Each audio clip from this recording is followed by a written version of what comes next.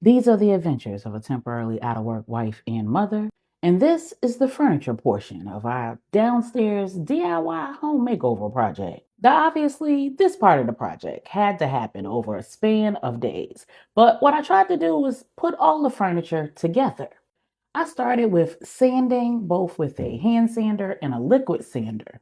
And I got all of the little pieces of furniture first. Once those were knocked out, I moved on to the larger furniture, like the legs of my desk, the top of the crate furniture, my dining room table, and all six of the dining room chairs. And I made sure to enlist as much help as I possibly could on getting this done.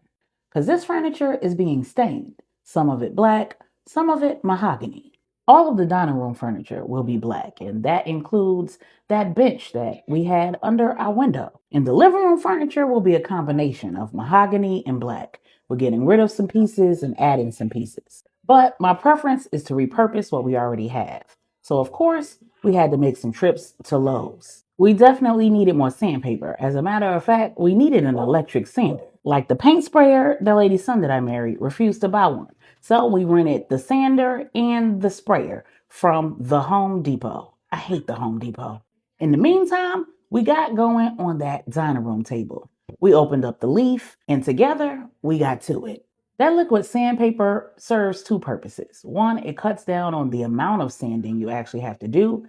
And two, it helps to clean up any residual dust left behind from manual sanding. And with everything sanded, it was time to start staining. We used that Minwax wood finish. And after a quick demo, I put my sunshine to work while I got to the table. And like Murphy's Law, anything that can go wrong will go wrong. Child, the power went out. And I asked what all black parents ask. You should receive a text in just a few minutes with a link. Click on the link and follow the instructions on the screen. All set. I was able to report your outage.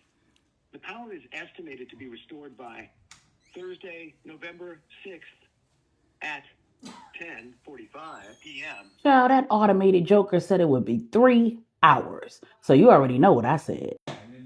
We going to the Lowe's. Where else would we be going? If we ain't got no power, we might as well go shopping. Hey! Woo! How did that happen so fast? Hallelujah! I know y'all heard the neighbors in their backyard having a party. They cheered with us. So we finished staining, but we still went to the Lowe's. Now, the way that the black wood stain works is it just needs to sit for 15 to 30 minutes. You wipe off any excess, apply a second coat, and you can immediately go in with the poly. The poly needs about 2 hours to dry. Then you can lightly sand it, making sure you remove any drips and excess. Fill in any stain that you may have removed and put a second coat of poly. Up to 3 coats of poly is advised. Now, for the brown furniture, we use the Minwax poly shades, and that doesn't require any polyurethane. You apply a thin coat, allow 6 hours to dry, and you can repeat up to 3 times. So once I relocated all of the furniture that needed to be stained to the garage, with the exception of the dining room table, the desk, the crate furniture, and the bench, I gave my noonie a brief tutorial on how to use the poly shades while I programmed a new garage door opener. And it worked. Yay me. I left her to it and then I went back to that dining room table. It was time for lightly sanding and a second coat of polyurethane. And once I had that complete and it needed to sit and dry, I moved on to the dining room chairs. They actually didn't get a coat of polyurethane the night before because we went to Lowe's. That morning, we picked up the paint sprayer and the rented electric sander. And so now it was time to lightly sand that table and go in with another coat of polyurethane. And back to the chairs I went. So I did a lot of work between coats of polyurethane or polyshade, but I wanted all of the furniture to be together on one video. I learned a lot through this process because I hadn't stained furniture, at least not this way, in a pretty long time.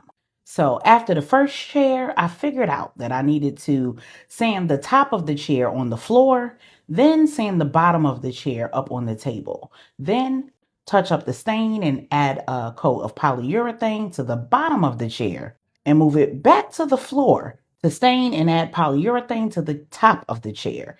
That way I could save my back. Then I moved on to the smaller pieces. These are the doors to the brand new entertainment center that's going to be installed floating on the wall. I'm only doing the outside, but I'm touching up the inside to remove any poly shades that may have dripped over to it. I applied a second shade to the coat rack, and then I went back to that bench.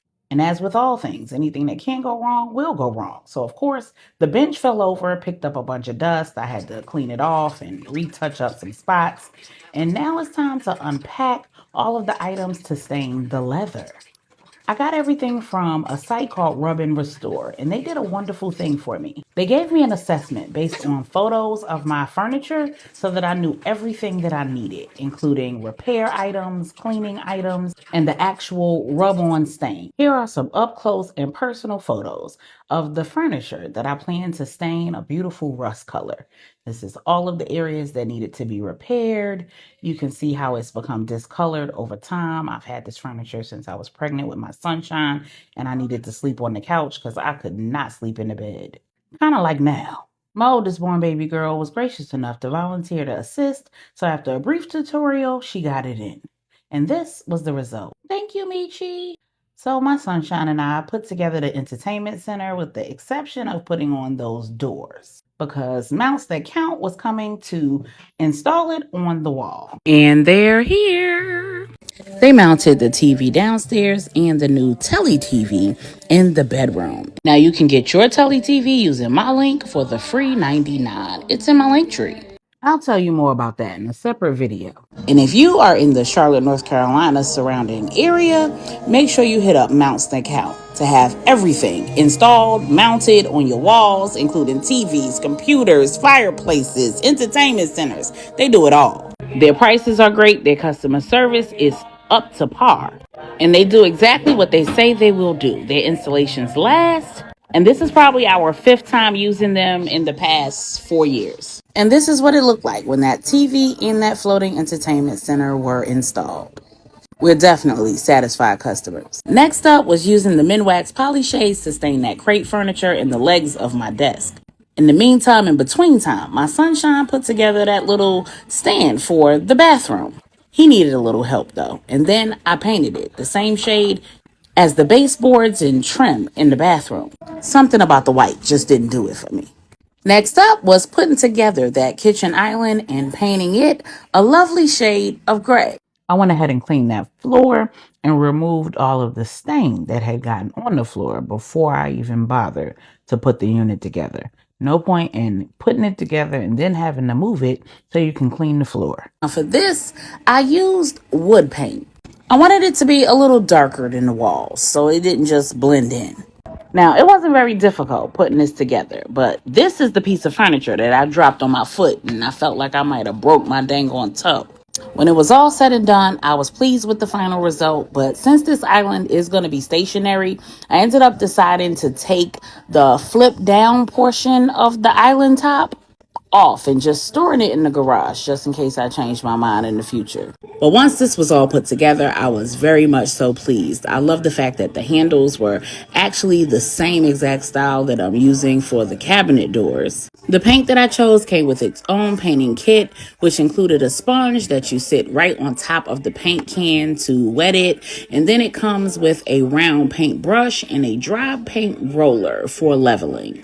It took 2 coats and a little touch up to get this completed, and I started on one day and finished it on the next. This is my new coffee station. And then we did that final coat of polyurethane on that bench, as well as a final coat of Minwax poly shade on that crate furniture and on the legs of that desk. Of course, we had to lightly sand.